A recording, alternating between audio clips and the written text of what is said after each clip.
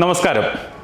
നമ്മളിപ്പോൾ സംസാരിക്കുന്ന ഈ ഒരു മൊമെൻറ്റിൽ ജർമ്മൻ ഭാഷ പഠിച്ച് ഹൗസ് ബിൽഡിംഗ് പോലത്തെ ഒരു പ്രോഗ്രാം ചെയ്ത് ജർമ്മനിലേക്ക് ആളുകൾ പോകാൻ ആഗ്രഹിക്കുന്ന അല്ലെങ്കിൽ ഏറ്റവും അധികം ആളുകൾ അതിനെക്കുറിച്ച് റിസർച്ച് ചെയ്യുന്ന ഒരു സമയത്താണ് നമ്മൾ ഈ ഒരു വളരെ റെലവൻ്റ് ആയിട്ടുള്ള കുറച്ച് കാര്യങ്ങൾ ഹൗസ് ബിൽഡിങ്ങിനെ കുറിച്ചും ജർമ്മൻ ഭാഷയെക്കുറിച്ചും സംസാരിക്കാനായിട്ട് പോകുന്നത്. അപ്പോൾ തീർച്ചയായിട്ടും വളരെ ഇമ്പോർട്ടൻ്റ് ആയിട്ടുള്ള അല്ലെങ്കിൽ സോഷ്യൽ മീഡിയയിലും മാർക്കറ്റിലേക്ക് വളരെ നെഗറ്റീവായിട്ട് സ്പ്രെഡ് ചെയ്യുന്ന കുറച്ച് ന്യൂസുകൾ അല്ലെങ്കിൽ മാർക്കറ്റിൽ അവരെ മിസ്ലീഡ് ചെയ്തിരിക്കുന്ന കുറേ കാര്യങ്ങളൊക്കെ നടക്കുന്നുണ്ട്. അപ്പോൾ അതിൻ്റെ ഒരു ക്ലാരിറ്റി കൊണ്ടുവരിക, അപ്പോൾ അതിൻ്റെ യാഥാർത്ഥ്യം എന്താണെന്ന് നിങ്ങൾക്ക് മനസ്സിലാക്കി തരാമെന്ന ഉദ്ദേശത്തോടു കൂടിയിട്ടാണ് നമ്മൾ ഇന്ന് ഈ ഒരു ഡിസ്കഷൻ പ്ലാൻ ചെയ്തിരിക്കുന്നത്. തീർച്ചയായിട്ടും നിങ്ങളുടെ കൂടെ റോയ് സാർ തീർച്ചയായിട്ടും ജോയിൻ ചെയ്യുന്നുണ്ട്. എഡ്യൂഫ്ലെയറിൻ്റെ ചെയർമാനാണ്. ഞങ്ങൾ ഹൗസ് ബിൽഡിംഗ് എന്ന് പറയുന്ന പ്രോഗ്രാം ലൈക്ക് ഇന്ത്യയിൽ അനൗൺസ് ചെയ്ത മൊമെൻറ്റ് തൊട്ട് ഇതിനു വേണ്ടി വർക്ക് ചെയ്യുന്ന ഒരു ഓർഗനൈസേഷനാണ്. അപ്പോൾ തീർച്ചയായിട്ടും ഏറ്റവും അധികം ആളുകളെ ജർമ്മൻ ലാംഗ്വേജ് പഠിപ്പിച്ചതിൻ്റെയും ഏറ്റവും അധികം ആളുകളെ ഹൗസ് ബിൽഡിങ്ങിന് ജർമ്മനിയിലേക്ക് കൊണ്ടുപോയതിൻ്റെയും എക്സ്പീരിയൻസിൻ്റെ പുറത്താണ് നമ്മൾ സംസാരിക്കുക. അപ്പം ഇതിൽ ഏറ്റവും കോൺഫ്ലിക്റ്റ് ഉണ്ടാക്കുന്ന അല്ലെങ്കിൽ ഏറ്റവും ഇമ്പോർട്ടൻ്റ് ആയിട്ട് നമുക്ക് ഡിസ്കസ് ചെയ്യുന്ന ഒരു ടോപ്പിക് സാർ, അതായത് ജർമ്മൻ ഭാഷ പഠിക്കാനായിട്ട് നമുക്ക് കുറേ മെത്തഡോളജീസ് ഉണ്ട്. നമുക്കിപ്പം സ്വന്തമായിട്ട് പഠിക്കാം, ഓൺലൈനിൽ പഠിക്കാം, ഓഫ്ലൈനിൽ പഠിക്കാം.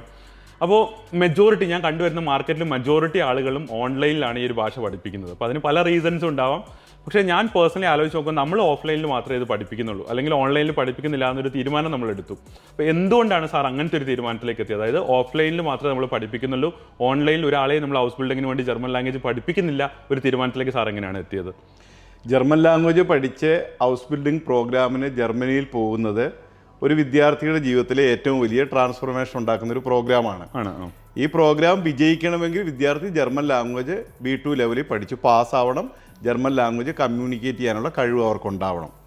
അപ്പോൾ നമ്മുടെ ഒരു ഫോക്കസ് വേണ്ടത് എങ്ങനെ ഒരു വിദ്യാർത്ഥിക്ക് ജർമ്മൻ ലാംഗ്വേജ് B2 വരെ പഠിച്ച് പാസ്സാവാൻ പറ്റും, ജർമ്മൻ ലാംഗ്വേജിൽ കമ്മ്യൂണിക്കേറ്റ് ചെയ്യാൻ പറ്റും എന്നുള്ളതിനെ സംബന്ധിച്ചാണ്. അപ്പോൾ നമ്മുടെ കഴിഞ്ഞ 2-3 വർഷത്തെ എക്സ്പീരിയൻസിൽ നിന്ന് നമ്മൾ മനസ്സിലാക്കിയ ഒരു കാര്യം, സാധാരണഗതിയിൽ ഒരു വിദ്യാർത്ഥിക്ക് ജർമ്മൻ ലാംഗ്വേജ് ഓൺലൈനിൽ പഠിച്ച് പാസ്സാവാനും ഒരു കമ്മ്യൂണിക്കേഷൻ സ്കില്ലിലേക്ക് എത്താനുള്ള സാധ്യത വളരെ കുറവാണ്.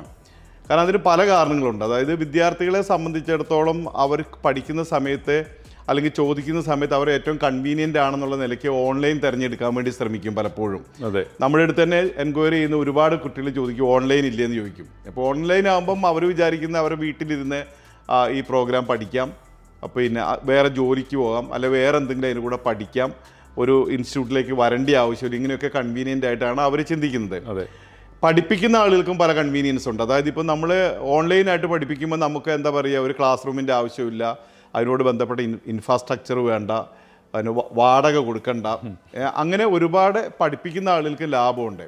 പക്ഷെ ഞാൻ പറയുന്നു ഓൺലൈനായിട്ട് കുട്ടികൾക്ക് ജർമ്മൻ ലാംഗ്വേജ് പഠിച്ച് പാസ്സാവാനുള്ള സാധ്യത വളരെ വളരെ കുറവാണ്.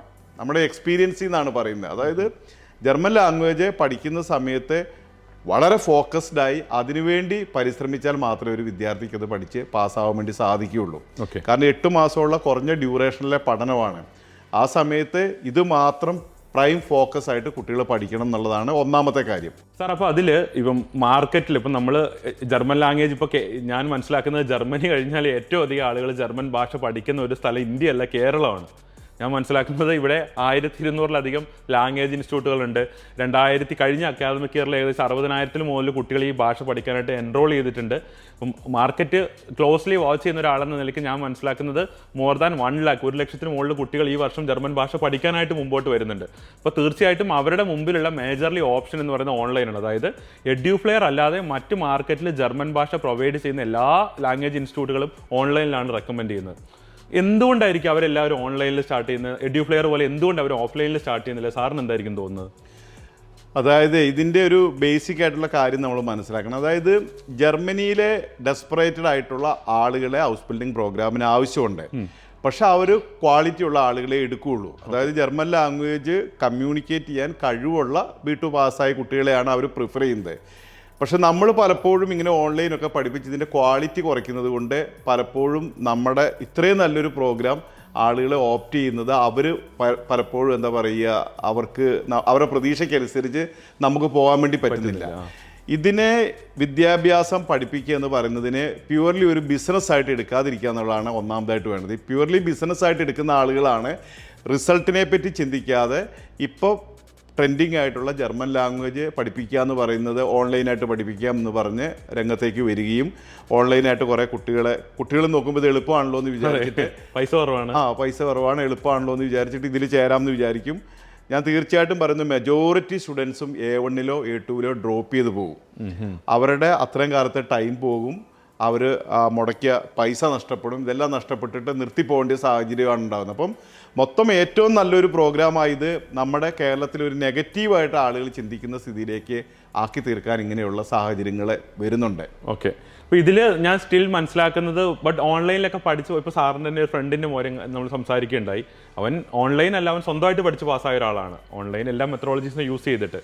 പക്ഷേ പല കുട്ടികൾക്ക് അത് ചെയ്യാൻ പറ്റുന്നില്ല. ഇപ്പോൾ നമ്മൾ ഓഫ്ലൈൻ ഇൻസ്റ്റിറ്റ്യൂട്ട് നടത്തിയിട്ട് തന്നെ നമ്മൾ ഇപ്പോൾ ഒരു 100% റിസൾട്ടിലേക്ക് എത്തിക്കുക എന്നുള്ള കാര്യങ്ങളിലേക്ക് നമ്മൾ കുറേ എഫേർട്ട് ഇട്ടിട്ടാണ് അത് നടക്കുന്നത് തന്നെ. അപ്പോൾ ആളുകൾക്ക് സ്റ്റിൽ ഒരു മിസ്കോൺസെപ്റ്റ്, എനിക്കൊന്ന് കോവിഡിനൊക്കെ ശേഷമാണ് ഓൺലൈനിൽ പഠിക്കാമെന്നൊരു കോൺസെപ്റ്റ് വന്നിട്ടുണ്ടായിരുന്നത്. അപ്പം സ്റ്റിൽ ആളുകൾക്ക് അതിൽ അവയർനെസ് ഇല്ലാത്തതുകൊണ്ടാണോ അതോ സോക്കോൾഡ് നമ്മളുടെ കോമ്പറ്റീറ്റേഴ്സ് ആ മാർക്കറ്റ് എക്സ്പ്ലോയിറ്റ് ചെയ്യുന്നതാണോ, എന്താണ് ആക്ച്വലി ഇതിൻ്റെ അകത്ത് നടക്കുന്ന ഒരു ചതി അല്ലെങ്കിൽ ഒരു വഞ്ചന എന്താണ് സാറിന് ഫീൽ ചെയ്യുന്നത് ഈ ഓൺലൈനിൽ? അതായത് നമ്മൾ കോവിഡിന് ശേഷം നമ്മൾ എല്ലാ കാര്യങ്ങളും ഓൺലൈൻ എന്നുള്ള ഒരു പ്ലാറ്റ്ഫോമിലേക്ക് മൂവ് ചെയ്തു. അതെ. അപ്പോൾ നമുക്ക് കുറേയൊക്കെ IELTS OET മാതിരിയുള്ള കാര്യങ്ങളൊക്കെ ഓൺലൈനിൽ ചെയ്യാൻ വേണ്ടി സാധിക്കും. കാരണം നമുക്ക് ബേസിക് ഇംഗ്ലീഷ് നോളജ് ഉണ്ട്. ഓക്കെ, നമുക്ക് ഫൗണ്ടേഷൻ അറിയാം. ഫൗണ്ടേഷൻ ഉണ്ട്. നമ്മൾ പഠിച്ച ഒരു ഇംഗ്ലീഷിനെ കുറച്ചുകൂടി അപ്ഗ്രേഡ് ചെയ്യുകയോ അല്ലെങ്കിൽ ഒരു സ്പെസിഫിക് പാറ്റേണിലേക്ക് ആക്കുക മാത്രമാണ് നമ്മൾ IELTS OET ഒക്കെ പഠിക്കുമ്പോൾ സംഭവിക്കുന്നത്. ജർമ്മൻ ലാംഗ്വേജ് പഠിക്കുമ്പോൾ ഇത് തികച്ചും ഡിഫറൻ്റ് ആയിട്ടൊരു ലാംഗ്വേജ് ആണ്, പുതിയതായിട്ട് പഠിക്കണം.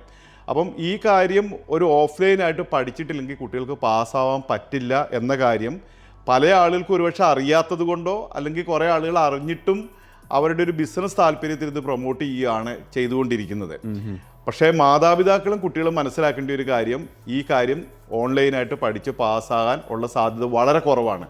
നമുക്കറിയാം ചില ആളുകൾ, ഇപ്പം ഞാൻ പറയാം, ലാംഗ്വേജ് പഠിക്കാനായിട്ട് ഭയങ്കര ഒരു സ്പെസിഫിക് ആയിട്ടുള്ള കഴിവുള്ള ആളുകളുണ്ടാവും, അല്ലെങ്കിൽ ചില കാര്യത്തിൽ ഭയങ്കര സ്വന്തം നിലയ്ക്ക് അത് പഠിക്കാൻ കഴിവുള്ള ആളുകളുണ്ടാവും. അവർക്കൊരു പക്ഷേ ഇനി ഓൺലൈൻ ഇല്ലെങ്കിലും ഓഫ്ലൈൻ ഇല്ലെങ്കിലും സ്വന്തമായിട്ട് പഠിക്കാനായിട്ടുള്ള കഴിവുണ്ടാകും. ഇപ്പം നമുക്ക് നമ്മുടെ മുൻ പ്രധാനമന്ത്രി ഉണ്ടായിരുന്നു നരസിംഹറാവു, അദ്ദേഹത്തിന് 14 ഭാഷ അറിയായിരുന്നു എന്നൊക്കെ നമ്മൾ കേട്ടിട്ടുണ്ട്. അപ്പോൾ ചില ആളുകൾക്ക് ലാംഗ്വേജ് ഭയങ്കര ഒരു സ്കില്ലുള്ള ഒരു കാര്യമായിരിക്കും. അങ്ങനെയുള്ള ആളുകൾക്ക് ഒരു പക്ഷേ ഓൺലൈനിൽ പഠിക്കാനൊക്കെ സാധിച്ചു എന്ന് വരും. പക്ഷെ അത് 1-2 ആളുകളായിരിക്കും. അതായത് 100-ൽ 1-2 ആളുകൾക്ക് മാത്രമാണ് അങ്ങനത്തെ ഒരു പൊട്ടൻഷ്യൽ ഉണ്ടാവുക. ബാക്കി 97-98 വരുന്ന ആളുകൾക്ക് ഒരു സിസ്റ്റത്തിലൂടെ റൺ ചെയ്താൽ മാത്രമേ അവർക്ക് അത് പാസ്സാവാനായിട്ടുള്ള സിസ്റ്റംസ് ഉള്ളൂ. ഇപ്പം നമ്മളിത് എന്തുകൊണ്ടാണ് ഇങ്ങനെ പറയുന്നതെന്ന് ചോദിച്ചാൽ, ഇത്രയും നല്ലൊരു പ്രോഗ്രാം ഭൂരിപക്ഷം സ്റ്റുഡൻസും ഓൺലൈനായിട്ട് പഠിക്കാൻ ശ്രമിക്കുകയും അവർ പരാജയപ്പെടുകയും അവർ അത് വേണ്ടെന്ന് വെച്ച് പുറത്തേക്ക് പോവുകയും ചെയ്യുമ്പം ഈ പ്രോഗ്രാമിനെ പറ്റി തന്നെ മാർക്കറ്റിൽ നെഗറ്റീവായിട്ടുള്ളൊരു ചിന്ത ഉണ്ടാവാനുള്ളൊരു സാധ്യതയുണ്ട്. സാർ, ഞാൻ വേറൊരു കാര്യം ചോദിക്കുന്നത്, ഇപ്പം at the end of the day നമ്മൾ ഫീസ് വാങ്ങിച്ചിട്ടാണ് പഠിപ്പിക്കുന്നത്. മേ ബി മെജോറിറ്റി ആളുകൾ ഇതൊരു ബിസിനസ് ആയിട്ടാണ് കാണുക. അതായത് ജർമ്മൻ ട്രെൻഡിങ് ആയിട്ടുള്ളൊരു പ്രോഗ്രാമാണ്. ഇപ്പം നമ്മൾ പറഞ്ഞല്ലോ, അതായത് ലാസ്റ്റ് ഇയറിൽ 60,000 ആളുകൾ പഠിച്ചിട്ടുണ്ടെങ്കിൽ ഈ ഇയറിൽ 100,000 മുകളിൽ ആളുകൾ പഠിക്കാൻ പോകുന്ന ഒരു പ്രോഗ്രാമാണ് ജർമ്മൻ എന്ന് പറയുന്നത്. അപ്പോൾ തീർച്ചയായിട്ടും അത്രയും പൊട്ടൻഷ്യലുള്ള ഗ്രോത്ത് ഉള്ള ഒരു ഇൻഡസ്ട്രി അല്ലെങ്കിൽ ഒരു മാർക്കറ്റിനെയാണ് നമ്മൾ അഡ്രസ്സ് ചെയ്യുന്നത്.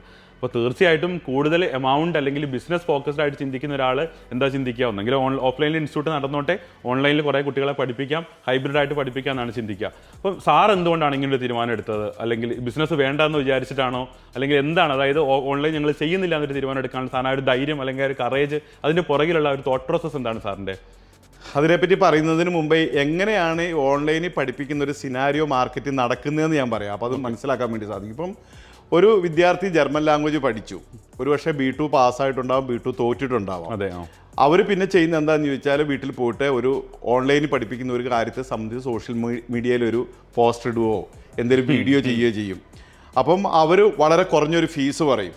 ജർമ്മൻ ലാംഗ്വേജ് പഠിക്കാൻ 6,000 രൂപയ്ക്ക് ജർമ്മൻ ലാംഗ്വേജ് പഠിക്കാം, അല്ലെങ്കിൽ 12,000 രൂപയ്ക്ക് ജർമ്മൻ ലാംഗ്വേജ് പഠിക്കാം. അപ്പം സാമ്പത്തിക ശേഷി കുറഞ്ഞ മാതാപിതാക്കളും കുട്ടികളും നോക്കുമ്പം ഒരു ഇൻസ്റ്റിറ്റ്യൂട്ടിൽ വിളിച്ചു ചോദിച്ചപ്പോൾ അവിടെ വലിയൊരു സംഖ്യ, വേറെ അടുത്ത് വലിയ സംഖ്യ, ഇവിടെ 8,000 രൂപയ്ക്ക് പഠിപ്പിക്കുന്നത്, അവിടെ ചേരാമെന്ന് വിചാരിക്കും. റിസൾട്ടിനെ പറ്റി അവരും ചിന്തിക്കുന്നില്ല, ഈ പഠിപ്പിക്കാൻ പോകുന്ന ആളുകളും അതിനെപ്പറ്റി ചിന്തിക്കുന്നില്ല. അതുകൂടാതെ പല ഇൻസ്റ്റിറ്റ്യൂട്ടുകളും എന്താണ് ചെയ്യുന്നതെന്ന് ചോദിച്ചാൽ, അവർക്ക് വേണ്ടത്ര ഇൻഫ്രാസ്ട്രക്ചറോ കാര്യങ്ങളോ അല്ലെങ്കിൽ ടീച്ചേഴ്സിനെ ഓൺബോർഡ് ചെയ്ത് അവരുടെ ആ ഒരു പ്രെമീസസിൽ നിർത്തി പഠിപ്പിക്കാനുള്ള ഫെസിലിറ്റി ഇല്ലാത്ത ആളുകളും ഇതേപോലെ ഓൺലൈനിൽ പ്രൊമോട്ട് ചെയ്യാനായിട്ട് നോക്കും. ഓൺലൈൻ ആകുമ്പോൾ നമുക്ക് എത്ര നമ്പർ വേണമെങ്കിലും പഠിപ്പിക്കാമല്ലോ, ലിമിറ്റേഷൻ ഇല്ലല്ലോ. ഇപ്പം നമുക്ക് ഓഫ്ലൈനായിട്ട് പഠിപ്പിക്കണമെങ്കിൽ ഒരു ക്ലാസ് റൂമിൽ ഇത്ര നമ്പർ ആളുകളെ പഠിപ്പിക്കണം. ഇപ്പം നമ്മൾ തന്നെ നമ്മുടെ ഒരു ക്ലാസ് റൂമിൽ മാക്സിമം 25 or 28 നമ്പർ സ്റ്റുഡൻസിനെ നമ്മളൊരു ക്ലാസ്സിൽ അഡ്മിറ്റ് ചെയ്യുന്നുള്ളൂ. പിന്നെ ജർമ്മൻ ലാംഗ്വേജ് പഠിപ്പിക്കാൻ, അതായത് കൂടുതൽ നമ്പർ ഓഫ് സ്റ്റുഡൻസ് ഒരു ക്ലാസ്സിൽ വന്നാൽ നമുക്ക് അവരെ പഠിപ്പിക്കാൻ വേണ്ടി എഫക്റ്റീവായിട്ട് ടീച്ചറിനെ പഠിപ്പിക്കാൻ വേണ്ടി സാധിക്കില്ല. അപ്പം ആളുകൾ ഇങ്ങനെ പല കാര്യങ്ങൾ, അതായത് ഒരു ഫിനാൻഷ്യൽ ആയിട്ടുള്ള പ്രോഫിറ്റ് നോക്കിയിട്ടാണ് പല ആളുകളും ഇങ്ങനെ ചെയ്യുന്നത്.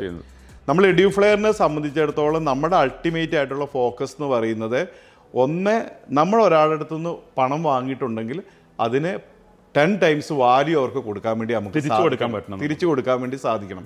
പ്രത്യേകിച്ച് നമ്മൾ എഡ്യൂക്കേഷൻ മേഖലയിൽ വർക്ക് ചെയ്യുമ്പം കുട്ടികളുടെ ഭാവിയാണ്. അതെ, പ്രത്യേകിച്ച് ഹൗസ് ബിൽഡിംഗ് പ്രോഗ്രാം അതിലുള്ള പ്രോഗ്രാമിൽ വരുന്ന ആളുകളെ സംബന്ധിച്ചിടത്തോളം അവരുടെ മാതാപിതാക്കൾക്ക് സാമ്പത്തിക ശേഷിയൊക്കെ കുറവുള്ള ആളുകളായിരിക്കും. നല്ല സാമ്പത്തിക ശേഷിയുള്ള ആളുകൾ ജർമ്മൻ ലാംഗ്വേജ് ഒന്നും പഠിക്കാതെ വിദേശ പഠനത്തിന് പോകാൻ വേണ്ടിയൊക്കെ ആഗ്രഹിക്കും. തീർച്ചയായിട്ടും. സാമ്പത്തിക ശേഷി കുറഞ്ഞ ആളുകൾ എങ്ങനെയെങ്കിലും ജർമ്മൻ ലാംഗ്വേജ് പഠിച്ച് ഹൗസ് ബിൽഡിങ്ങിന് പോയാൽ പഠിക്കുമ്പോൾ സ്റ്റൈപ്പൻഡ് കിട്ടും, പഠിച്ചു കഴിഞ്ഞാൽ ജോലി കിട്ടും, PR കിട്ടും, ഇതിലൊക്കെ ആകൃഷ്ടരായിട്ടായിരിക്കും ഈ കാര്യത്തിന് വരുന്നത്. അപ്പോൾ ആ ആളുകളുടെ പണം ഒരു കാരണവശാലും നഷ്ടപ്പെടരുതെന്നുള്ള ഒരു എന്താ പറയുക ഉറച്ച തീരുമാനത്തിൻ്റെ അടിസ്ഥാനത്തിലാണ് നമ്മൾ അങ്ങനെ ഒരു കാര്യം വേണ്ടാന്ന് വെച്ചിട്ടുള്ളതും. ഇത്ര വലിയ വരുമാനം ഉണ്ടാകുന്ന ഒരു കാര്യമായിട്ട് പോലും നമ്മളത് ധൈര്യപൂർവ്വം ഇനി ഓൺലൈൻ പഠിപ്പിക്കുന്നില്ല എന്ന് തീരുമാനമെടുത്തത്. ഇതിലൊരു കാര്യം ഞങ്ങൾ കേൾക്കുന്നവരോട് പറയാനുള്ളത്, നിങ്ങളുടെ കുറേ പണം വാങ്ങി ഇവിടെ എന്തെങ്കിലും ഒരു ഭാഷ പഠിപ്പിക്കുക എന്നുള്ളതല്ല എഡ്യൂഫ്ലെയറിൻ്റെ ഉദ്ദേശം. ഇവിടെ വരുന്ന ഈച്ച് ആൻഡ് എവ്രി സ്റ്റുഡൻസിന് നിങ്ങൾ തരുന്ന ഫീസിൻ്റെ 10 ടൈംസ് വാല്യൂ തിരിച്ചു തരണം എന്നുള്ളതാണ് ഞങ്ങളുടെ പ്ലാൻ. നിങ്ങൾ കൃത്യമായിട്ട് പാസ് ആവുകയും വേണം.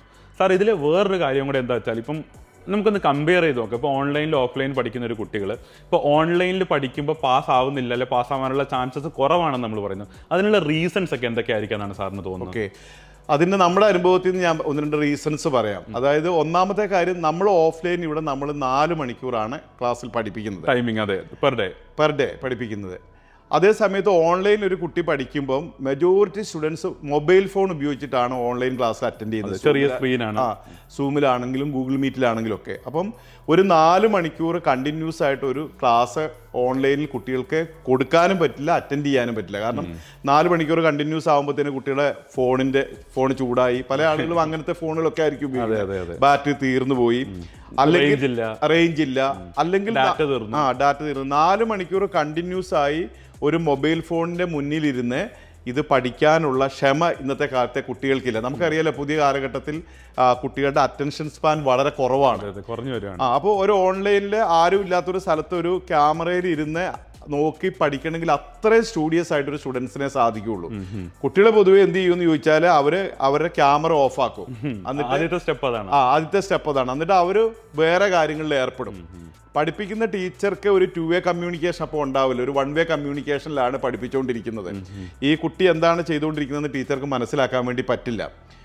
ചില ആളുകളെ എന്നിട്ട് പിന്നെ ഈ ഫോൺ പോക്കറ്റിലിട്ട് അങ്ങോട്ട് പോകും, ഇങ്ങോട്ട് പോകും, അല്ലെങ്കിൽ ട്രാവൽ ചെയ്യും, അല്ലെങ്കിൽ ഇന്നൊരു ദിവസം ഇവിടെ നിന്ന് ക്ലാസ്സിൽ അറ്റൻഡ് ചെയ്തു, നാളെ വേറെ സ്ഥലത്തു നിന്ന് അറ്റൻഡ് ചെയ്യും, നാളെ ജോലിക്കിടയിൽ അറ്റൻഡ് ചെയ്യും. ഇങ്ങനെയൊന്നും ഒരു ഫോക്കസ്ഡ് ആയിട്ട് ഇത് പഠിക്കാൻ വേണ്ടി പറ്റില്ല. അപ്പം ജർമ്മൻ ലാംഗ്വേജ് ഒരാൾ പഠിക്കണമെങ്കിൽ മറ്റുള്ള എല്ലാ ആക്ടിവിറ്റീസും മാറ്റിവെച്ച് ഇതിൽ ഫോക്കസ്ഡായി 8 മാസക്കാലം പഠിക്കുന്ന ഒരാൾക്കാണ് ഇത് പാസ്സാവാനും ഇത്ര വലിയ ട്രാൻസ്ഫോർമേഷൻ ഉള്ള ഒരു പ്രോഗ്രാമിലേക്ക് പോകാനും വേണ്ടി പറ്റുന്നത്.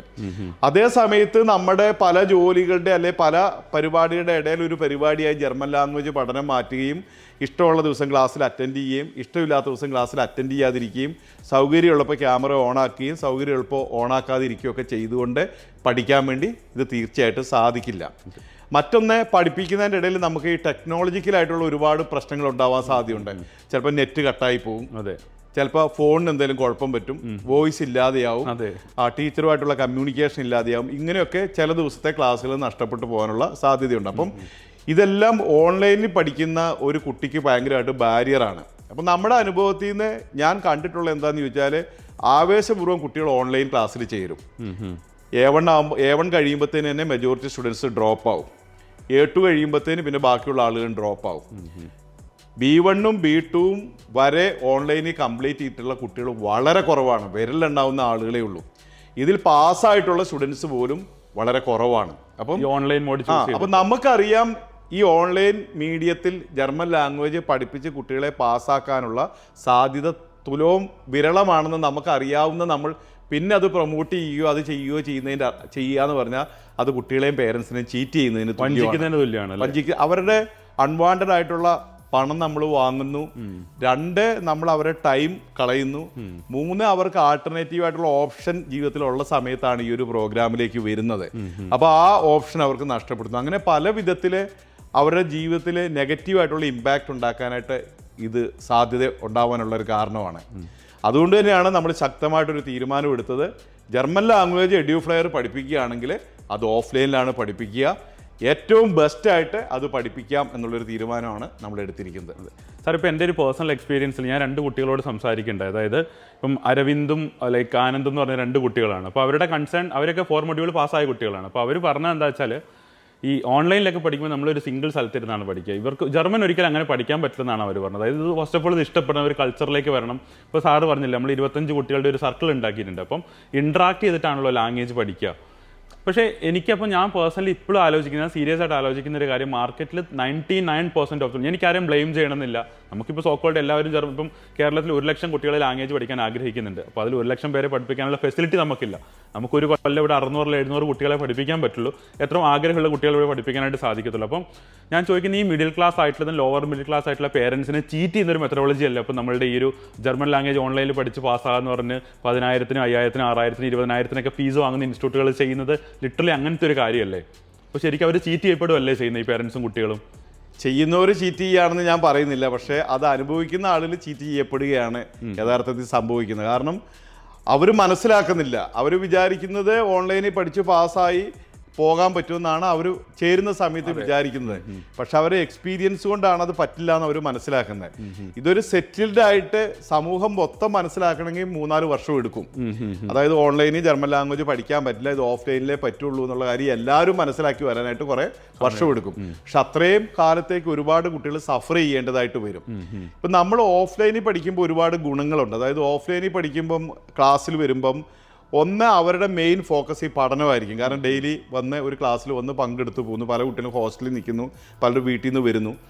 അവർ ഒരു ഗ്രൂപ്പ് ഓഫ് സ്റ്റുഡൻസ് ഒന്നിച്ചാണ് പഠിക്കുന്നത്, ഒരേ ലക്ഷ്യത്തിന് വേണ്ടി വർക്ക്. അവർക്കപ്പം ഇൻട്രാക്ട് ചെയ്യാനായിട്ടുള്ള ഓപ്പർച്യൂണിറ്റി ഉണ്ട്, പരസ്പരം കമ്മ്യൂണിക്കേറ്റ് ചെയ്യാനുള്ള ഓപ്പർച്യൂണിറ്റി ഉണ്ട്, ടീച്ചറുമായിട്ട് ഒരു എന്താ പറയുക പേഴ്സണൽ റിലേഷൻഷിപ്പ് ബിൽഡ് ചെയ്യാനായിട്ടുള്ള ഓപ്പർച്യൂണിറ്റി ഉണ്ട്. നമുക്ക് പുതിയ കാലഘട്ടത്തിൽ പഠനത്തിൽ വളരെ പ്രധാനപ്പെട്ട ഒരു കാര്യമാണ് ഈ ബോഡി ലാംഗ്വേജ് എന്ന് പറയുന്നത്. അത് ഇമ്പോർട്ടൻ്റ് ആണ്. അപ്പോൾ ടീച്ചർക്ക് സ്റ്റുഡൻറ്റിൻ്റെ ബോഡി ലാംഗ്വേജ് മനസ്സിലാക്കാനും ടീച്ചർ പഠിപ്പിക്കുമ്പം നമുക്ക് ഒരു പൂർണ്ണമായിട്ടൊരു കാര്യം അബ്സോർവ് ചെയ്യണമെങ്കിൽ ആ പഠിപ്പിക്കുന്ന ആളുടെ ബോഡി ലാംഗ്വേജും കൂടി അബ്സോർവ് ചെയ്യുമ്പോഴാണ് നമുക്ക് പൂർണ്ണമായിട്ടൊരു കാര്യം മനസ്സിലാക്കാൻ വേണ്ടി പറ്റുന്നത്. സത്യമാണ്. അപ്പം ഒരു സ്റ്റുഡൻസ് ഓഫ്ലൈനിൽ വരുമ്പോൾ ഇങ്ങനെയെല്ലാം ഒരുപാട് കാര്യങ്ങൾ പരസ്പരം മോട്ടിവേറ്റ് ചെയ്യാനും പല കാര്യത്തിലും ഓഫ്ലൈനിൽ ഓപ്പർച്യൂണിറ്റി ഉണ്ട്.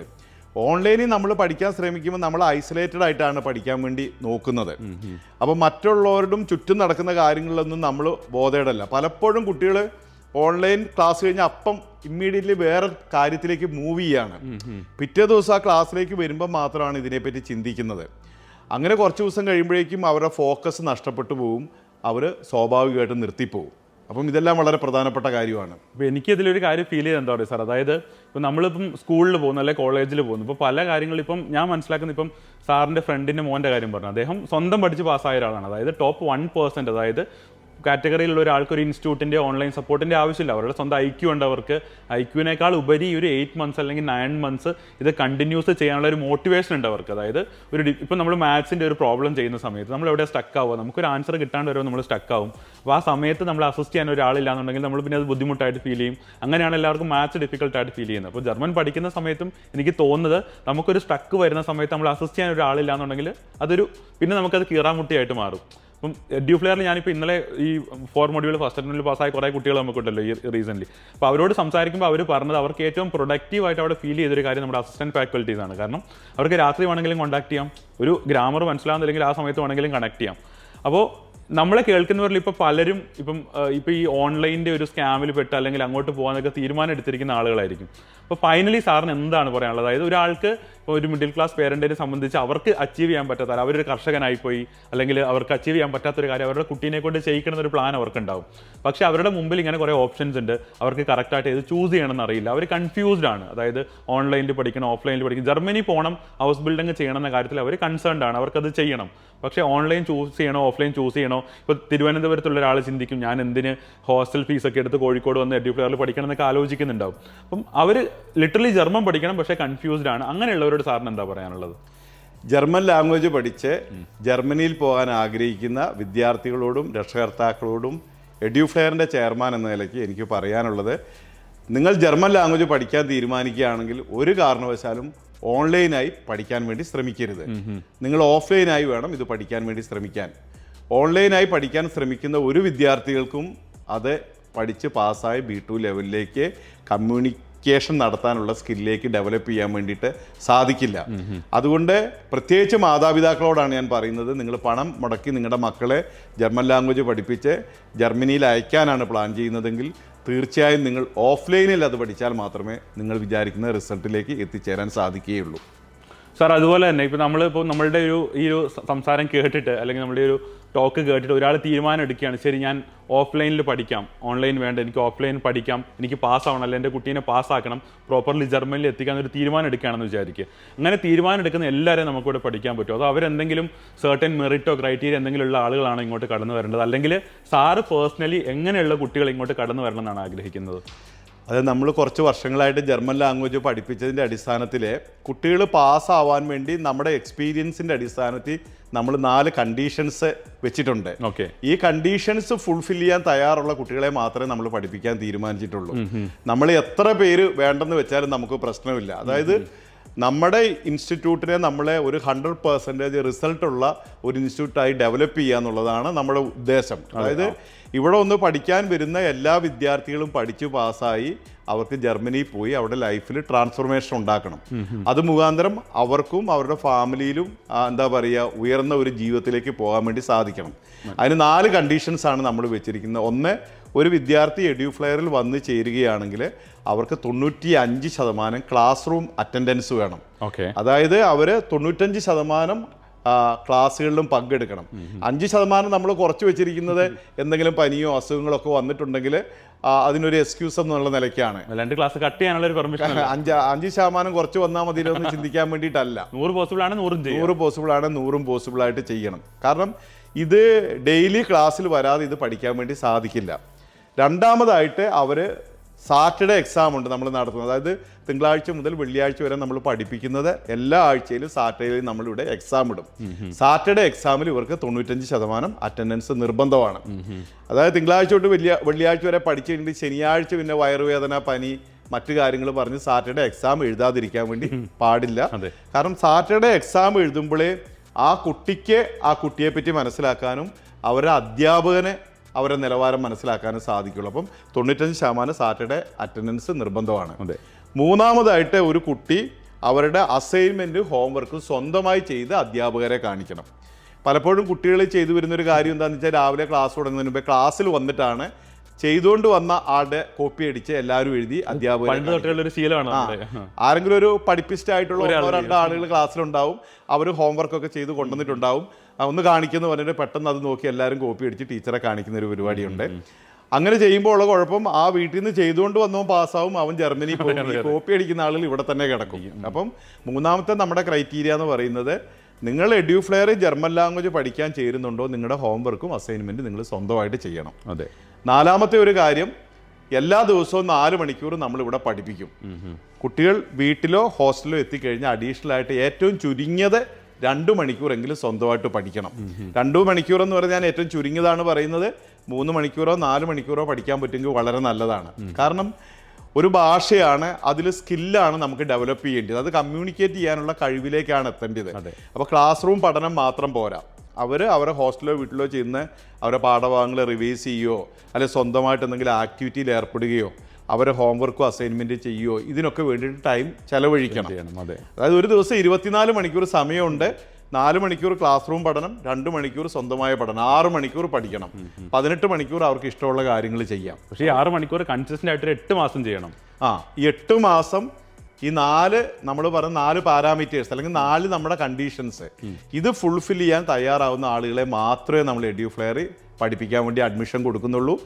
അവരെ പഠിപ്പിച്ച് പാസ്സാക്കുന്നതിന് വേണ്ടിയുള്ള ഏറ്റവും ക്വാളിറ്റിയുള്ള ടീച്ചിങ് നമ്മൾ ഇവിടുന്ന് കൊടുക്കും. അതെ സാർ, ഇപ്പം നമ്മളുടെ ഈ ഒരു ടോക്ക് കേട്ട് അല്ലെങ്കിൽ ജർമ്മൻ ഹൗസ് ബിൽഡിംഗ് ചെയ്യാൻ തീരുമാനിച്ച ഒരു പേരൻറ്റ് 2 ഡിസിഷൻസ് എടുത്തിട്ടുണ്ടാവും. നമ്മളെ കേൾക്കുന്നവരെല്ലാവരും അല്ല, സീരിയസ് ആയിട്ട് ചിന്തിക്കുന്ന ആളുകൾ 2 തീരുമാനങ്ങൾ എടുത്തിട്ടുണ്ടാവും. ഒന്ന്, അവർ ഓഫ്ലൈനിൽ പഠിക്കുള്ളൂ എന്നൊരു തീരുമാനം എടുത്തിട്ടുണ്ടാവും. 2, അതിനവർക്ക് ബെസ്റ്റ് ആയിട്ടുള്ള എഡ്യൂഫ്ലെയർ ചൂസ് ചെയ്യണമെന്നൊരു തീരുമാനം എടുത്തിട്ടുണ്ടാവും. ആ തീരുമാനം എടുക്കണമെങ്കിൽ അവരിപ്പോൾ സാറ് പറഞ്ഞ 4 കണ്ടീഷൻസ് എഗ്രി ചെയ്യുന്നവരായിരിക്കും. അപ്പം ഞാൻ ചോദിക്കുന്നത് ഈ 2 കാര്യങ്ങൾ, അതായത് ഓഫ്ലൈനിൽ ഞാൻ പഠിക്കാൻ പോകുന്നുള്ളൂ, ഈ 4 കണ്ടീഷൻസ് മീറ്റ് ചെയ്യാൻ ഞാൻ റെഡിയാണ്, ഇങ്ങനെ ഒരു വരുന്ന ഡിസിഷൻ എടുത്ത് വരുന്ന ഒരു പേരൻറ്റിനും ഒരു കുട്ടിക്കും എഡ്യൂഫ്ലെയറിൻ്റെ ചെയർമാൻ എന്ന നിലയ്ക്ക് സാറിന് എന്ത് ഉറപ്പാണ് അവർക്ക് കൊടുക്കാൻ പറ്റുക? അതായത് അവർ ഒന്നുകൂടി റിപ്പീറ്റ് ചെയ്യാം, സാർ അവർ ഓഫ്ലൈനിൽ പഠിക്കാൻ റെഡിയാണ്, ഓൺലൈനിൽ പഠിക്കുന്നതിനെ കുറിച്ച് ചിന്തിക്കുന്നില്ല, സാറ് പറഞ്ഞ 4 കണ്ടീഷൻസ് അവർ മീറ്റ് ചെയ്യാൻ റെഡിയാണ്, അവർക്ക് നമുക്ക് എന്ത് അഷുറൻസ്, എന്ത് ഉറപ്പാണ് കൊടുക്കാൻ പറ്റുക?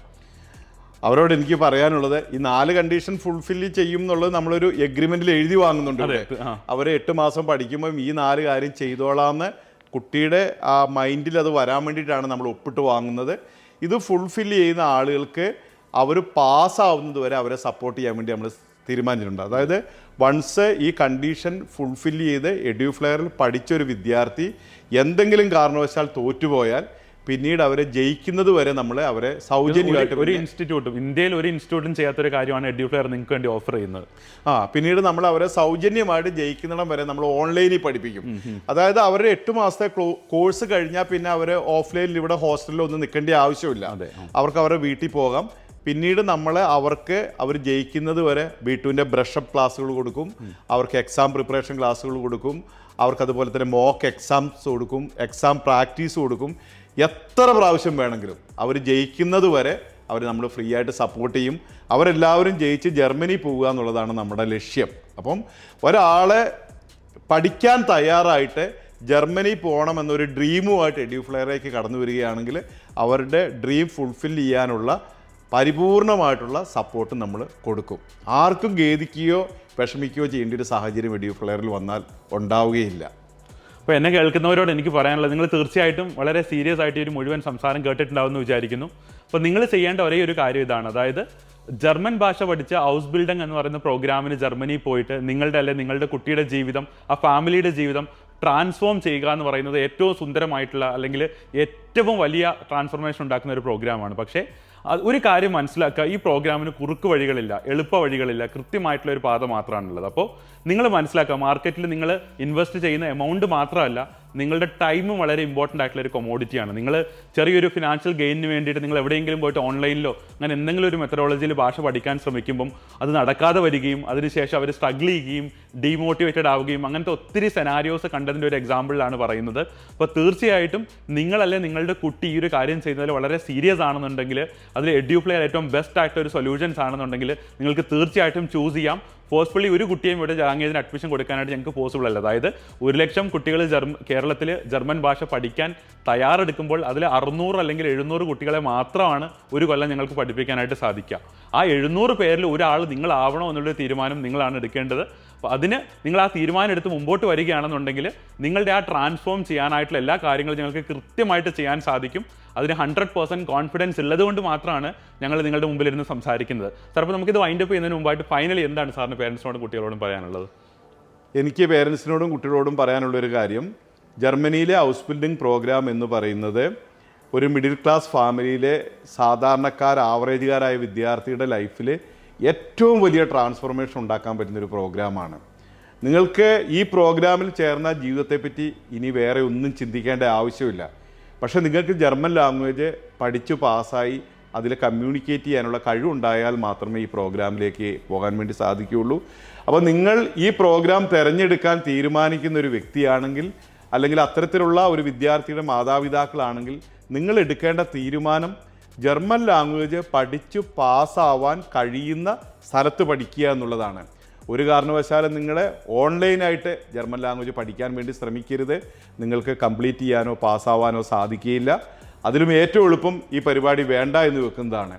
നിങ്ങൾ ഓഫ്ലൈനായി ഫോക്കസ്ഡായി 8 മാസക്കാലം ഇത് പഠിച്ചു പാസ്സാവും എന്ന ലക്ഷ്യത്തോടുകൂടി പഠിക്കാൻ വേണ്ടി, അതിന് നിങ്ങളെ പഠിപ്പിക്കാൻ തയ്യാറുള്ള, അല്ലെങ്കിൽ അതിന് നിങ്ങളെ പഠിപ്പിച്ച് പാസ്സാക്കാൻ പ്രാപ്തിയുള്ള എഡ്യൂഫ്ലെയർ പോലെയുള്ള ഏറ്റവും ഉയർന്ന നിലവാരമുള്ള ഇൻസ്റ്റിറ്റ്യൂട്ടിൽ മാത്രം നിങ്ങൾ പഠിക്കുക എന്ന കാര്യം മാത്രമാണ് എനിക്ക് നിങ്ങളോട് പറയാനുള്ളത്.